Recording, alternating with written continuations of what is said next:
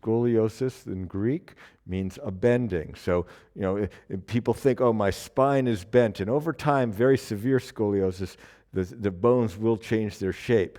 But mostly what people have is the spine is like a snake. It's bendable. So mostly what people have are contractions and stucknesses in their breathing, that just a little bit of contraction on one side of the ribs is so much leverage, it so easily bends the spine. So here's this movement to help your brain really allow and understand that each rib space can open. Very highly leveraged movement, the side-setting scoliosis sequence.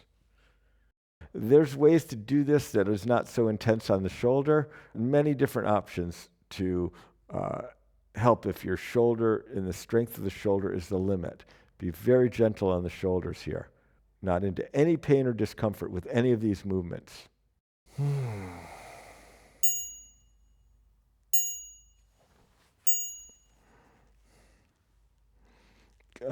Find a place on your elbow where you can rest on the elbow, where the shoulder sort of like, it doesn't have to do a lot of work. Even let that shoulder slide up the body. Could you just sort of slump into that? Almost have the head resting on the shoulder. We could be like this. Yep.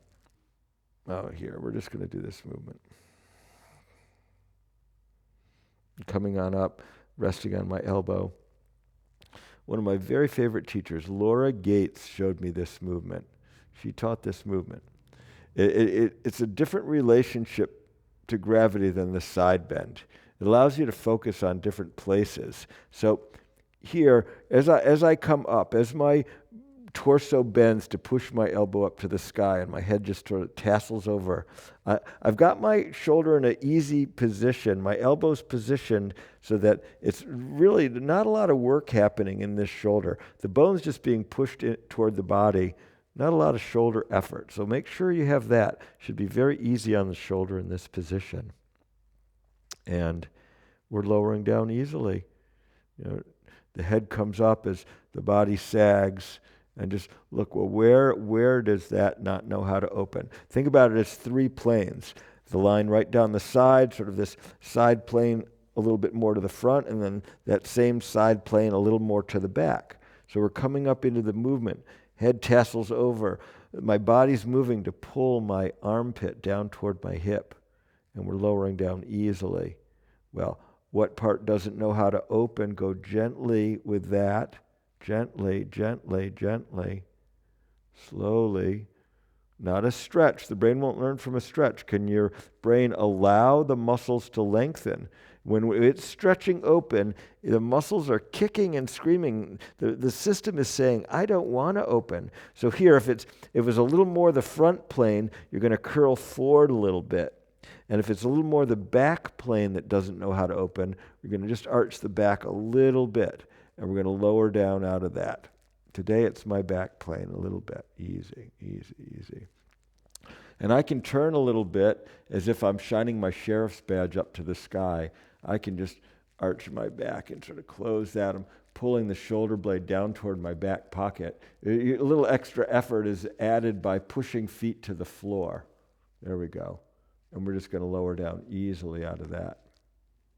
Easily out of that. Letting the back sag back and really find. I can feel those places that don't know how to open. The little breath into that line that's open and squeezing the air out of the back as I'm driving it forward. Back pushes up to the sky. Okay? Now, carefully, as you're lowering, very carefully, could you focus your breath coming in right at the place that doesn't know how to open?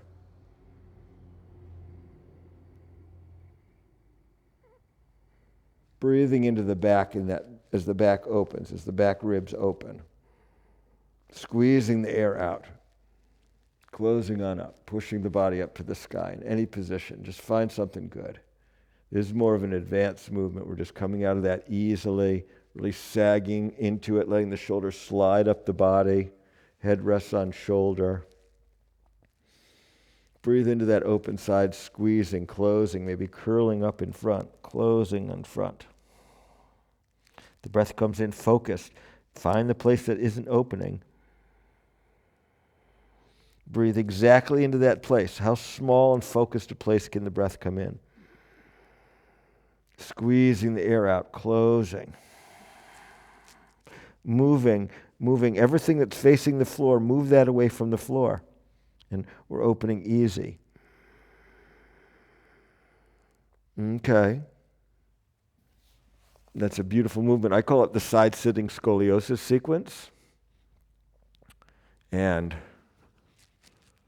let's get this headset arranged here. And see what you've got now. Lying on the mat.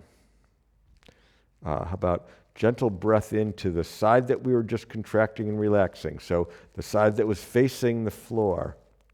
The gentle breath in. Into that side. Breathe maybe directly out to the side. Take a breath in directly out to the side. A breath in a little bit more on the front side. Breath in gently into the back side. Going over to the side that we didn't do yet. The gentle breath in. Where is it constricted? Okay. Breathing in directly the line right down the side of the side that we did not do yet. The gentle breath in. Where is it constricted? Breathing into that side front line. Breathing into the side back line. Breathing the ribs down to the floor and out to the side. Okay. Let's do the second side. All right. Elbows on the mat. I can sag into that. Hand is on head.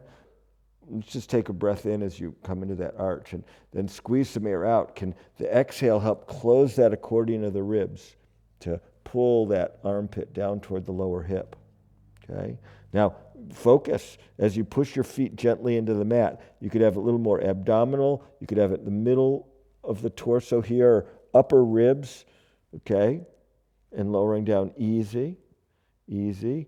Now look carefully what place doesn't know how to open. Okay, don't stretch it open. Just observe as you sag in. Okay, we're just getting started. The gentle breath in of that into that openness and the closing on down. That's it. Armpit pulls. Head just tassels over to the side. Okay, squeezing the air out. Slowly, let the breath come in. Focus the breath coming in to exactly the place that doesn't know how to open.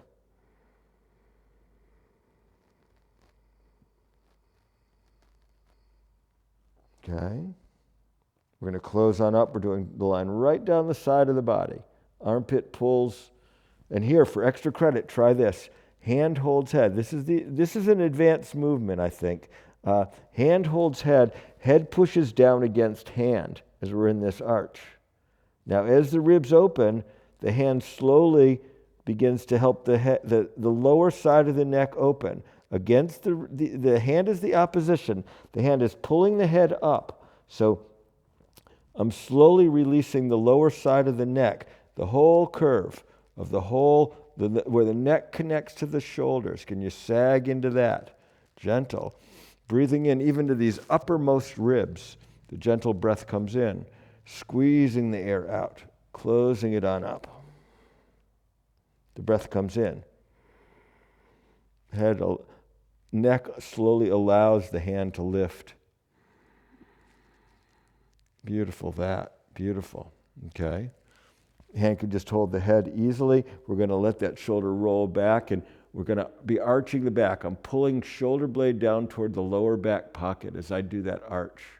I'm pushing my sheriff's badge up to the sky. Okay, great. Lowering down easily, gently. Give it a gentle lesson. Look at where it doesn't know how to open. Go super slowly right there. Super slowly. Little breath into those opening places in the back. Look at where the constriction is. Closing on up. Squeeze the air out, especially with those places that were constricted. Squeezing the air out. Focus on exactly that place that didn't know how to open for the breath. Slowly let the breath come into exactly that place as you lower.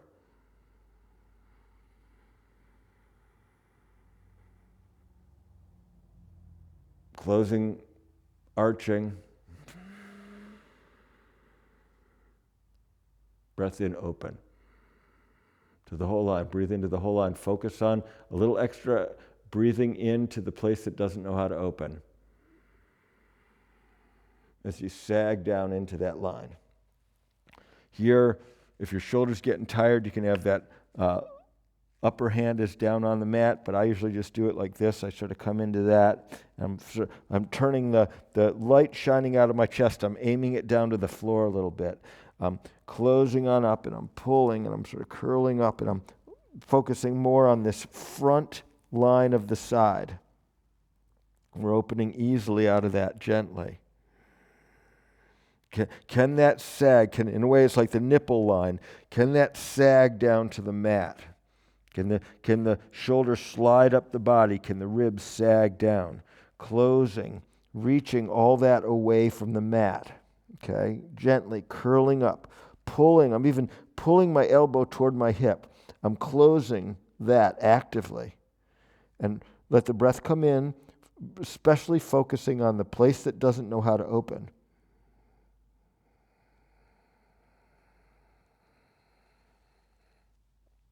Easy, lowering down, closing.